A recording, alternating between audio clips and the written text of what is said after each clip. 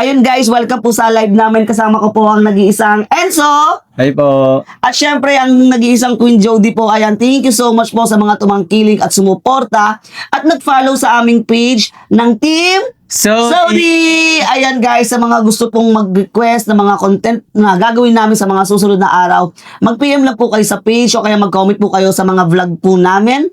Ayun, may sasabihin ka ba? Hi guys, thank you nga pala sa mga sumuporta sa amin ni Jody.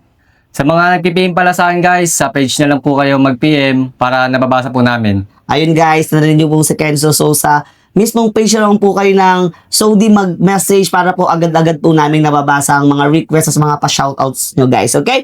Ayun na nga guys, laging natin tatandaan sa buhay po natin, lagi pong unahin maging mabuting tao. Thank you so much sa 500 viewers na tayo, Kenzo. Ayan. Hello! Hello, Miss Jody and Kenzo! Guys, check nyo kung sinong nandito ang nag-iisang Ma'am Shinoo. Hello, Ayan. guys! Ayun nga guys, ayan ko munang live po natin for today's video kasi po mag-uusap lang po kami ni Ma'am Shinoo. Kaya guys, abang-abang lang po sa live namin later lang po. Ayan. Thank you so much po sa 564 live viewers po natin. Hope to see you soon guys! Naku, thank you so much, Miss Jody. Ayan. Kamusta ka na? Buha mo na. Ay, thank you po. Ay, naku, Miss Jody. Hello po. Hello, Kenzo. Hindi ka naman nagsabi na pupunta ka dito. Sana paganda kami ng pagkain man lang. Oo nga, nandito ako para makita kayo, kayong dalawa ni Kenzo. Ayan, thank you sa iyo Nga pala, ba't ano sadya mo nito napadpad ka sa lugar namin? Ay, naku, syempre, nakita ko ang taas na ng followers nyo, ha? At syempre, nandito ako para makapag-collab. Kulab? Totoo ba yan, Ma'am Shi? Ang nag-iisang Ma'am Shi noo, makikipagkulab sa baguhan na mga vloggers at influencer? Eh, millions of unfollowers ka na eh. Ano ba kayo? Syempre, 500k followers na kayo. Hindi na ano yun, ano ba kayo? At syempre, gusto ko rin kasi makipag-collab sa inyong dalawa. Magandang idea yan, Ma'am Shi. Yung magandang idea yun, makikipagkulab ang nag-iisang Ma'am Shi sa atin. Pwede. Tsaka idol mo yan, di ba? Lagi mo pinapanood yun, nakikita kapag magkasama tayo, ay idol ka ni Kenzo. Syempre, gustong-gusto kong mangyari yon. At salamat sa iyo, Kenzo, dahil idol mo pala ako. Naku, yung tipo mo, tiyak sisikat ka. O, ganito na lang ha. Pumunta mga ako ng powder room. Si Kenzo na kausapin mo about dun sa collab kasi siya naman yung editor ko. Nag-edit ng mga vlogs namin tsaka mga idea siya din yung nagbibigay. Okay. Siya muna kausapin mo at magpa-powder room muna ka, ha? Ay, ikaw na bala kay Ma'am siya. Uy, Kenzo, alam mo ba, yung tipo mo, may mararating ka. Yung gwapo mo, ay nako, kung gusto mo, mag-collab tayong dalawa. Ha? Tayong dalawa? Paano si Jody? Ano ka ba? Si Jody, kayang-kaya niya sarili niya. Pero ikaw, kayang-kaya kong pataasin ang followers mo. At alam mo, sa akin, magiging masaya ka. At gaganda pa buhay mo. At yan si Jody, alam mo yon, hayaan mo na yun. Kasi pagdating ng araw, babaksak din yan. Maiiwan ka. Kaya ikaw, sa akin ka sumama. Sa akin ka makapag-collab. Dahil sa akin, tiyak, sasagana ang buhay mo. Parang hindi naman ako iwan ni Jody. Kasi lagi niya ako kasama sa vlog niya. Kasi nga, nagagamit ka niya. Tingnan mo, sino ba mga nag-entertain sa mga followers niyo at sa vlog niyo? Di ba siya? At saka nakikita mo ba kinikita niyo dun sa vlog niyo? Di ba hindi? Malaki na kinikita niyo. So hindi mo alam, sinasarili na niya. Kaya mag-isip-isip ka na, naku Kenzo.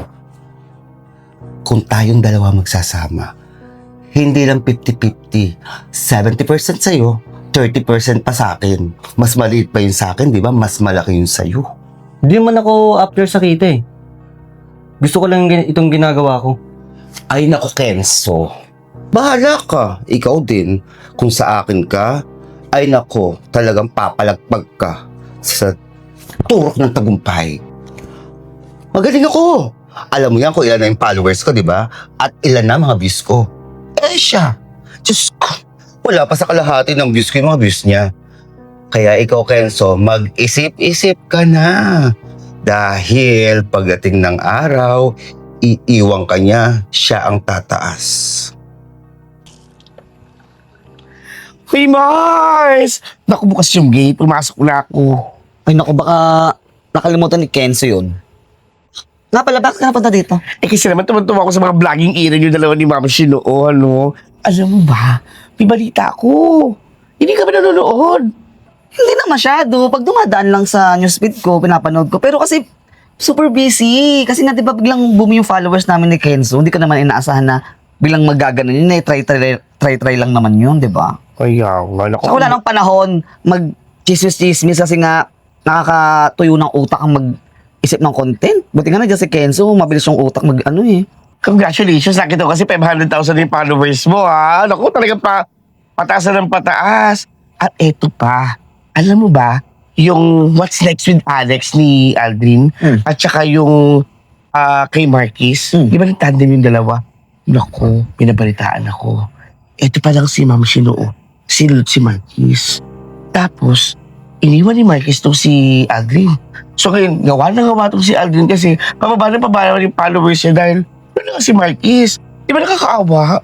Wait lang, Ekang ha. Ma'am, Shinoo talaga yan? Hindi ibang mga content creator? Sure ka talaga dyan? Ay, naku, Mars. Wala na. Naku, lumilipad ka na talaga sa kataasan ng kasikatan mo. Alam mo ba na gumawa ng tandem yung dalawa? Si Marquis tsaka si Ma'am Shinoo. Ang pangalan na Kiss Noo. Di ba?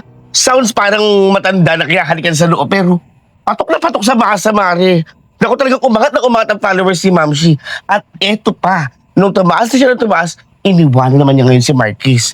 Kaya ngayon, tingnan mo, wari-wari sila sa social media. Naku, nakakatawa, nakakaya sila.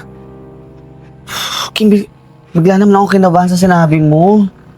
Actually, Ekang, nadyan si Ma'am Shinoo eh. Kausap si Kenzo. Oh my God! Naku, Mare, puntahan mo na, baka maagaw sa'yo. Naku, sinasabi ko sa'yo, ikaw naman ang babagsak sa ere, maniwala ka sa akin. Iba ko matake yan si Noo. Naku, maniwala ka. Puntahan na natin, tara! Pero, kung totoo man yung sinabi mo, may binabalak siya sa amin ni Kenzo. Hindi naman siya magkatagumpay. O di ba? Kita mo naman, bagay-bagay tayo dalawa. Kaya ikaw, mag-isip-isip ka na. Gusto mo, kunin na kita dito at doon ka na sa akin tumira. Ay, baka maabutan tayo ni Jody. Ano ka ba? Hayaan mo yan si Jody. Pagdating naman ng araw, iiwan ka din yan. So, totoo pala. Ano yun, Jody? No, di ba, Mars? Naniwala ka na sa akin? Napakagaling mag-isnak mo, di ba? Akala ko totoong pagpunta mo dito. Yung makikipag-collab ka. Kaya pala nandito ka dahil susulutin mo si Kenzo. Sisirain mo yung tandem namin. Ganyan ka na ba kadesperada?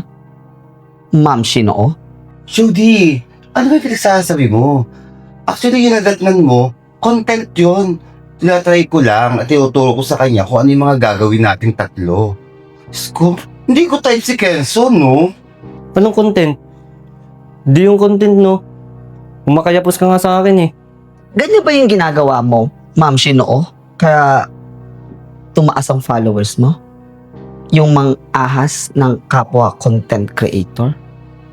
Hindi ka ba makontento kung anong meron ka at kung ano ang nakuha mo? Kailangan pa manira? Manulot? Para sa followers? Hindi ka ba natatakot? Small content creator lang kami. Nag-uumpisa. Tapos ganyan pa gagawin mo? So content ang ginagawa nyo?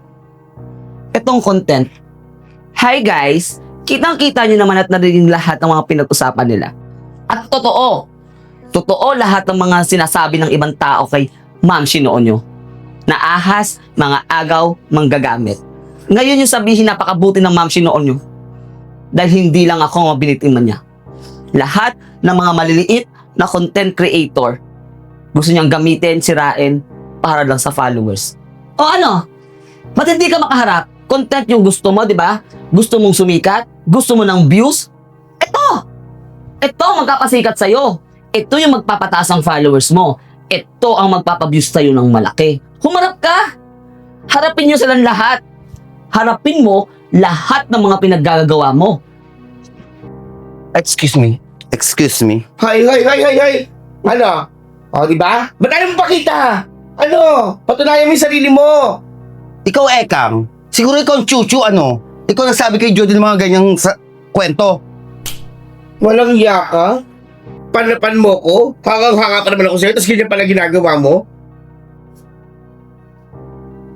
Hindi pa ako tapos. Ano, masakit ba?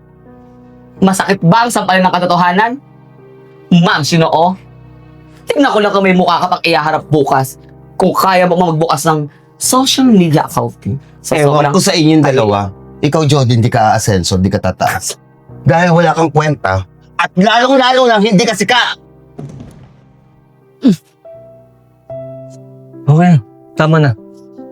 Diyan natin siya.